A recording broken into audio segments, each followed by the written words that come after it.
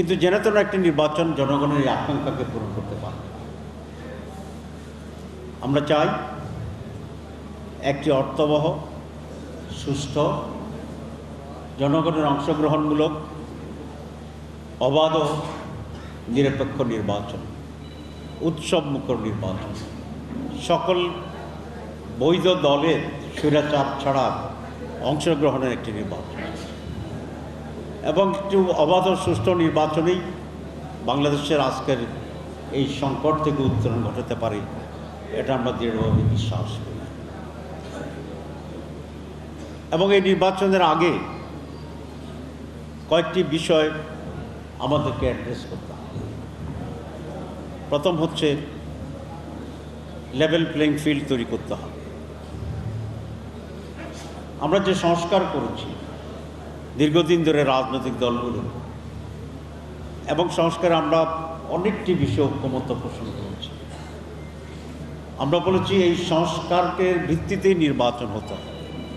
শহীদ president Ziaur Rahman যে হানা vote করেছিলেন তখন কিন্তু পার্লামেন্ট ছিল বা কনস্টিটিউশন ছিল না, এটা সাসপেন্ড।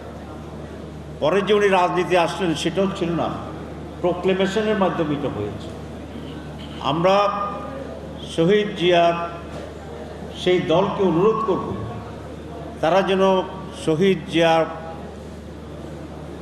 যেভাবে সেখানে ভোট করেছিলেন, প্রোক্লেমেশন করেছিলেন, সেটাকে ফলো করে এবারের যে সমস্ত সংস্কারের আমরা একমত হয়েছে, including BNP, Jamaat Islami, NCP, ইসলামী দল, অন্যান্য দল, সেটাকে ভিত্তির মাধ্যমেই আগামী নির্বাচন অনুষ্ঠান করার ক্ষেত্রে তারা পজিটিভ ভূমিকা নেবে।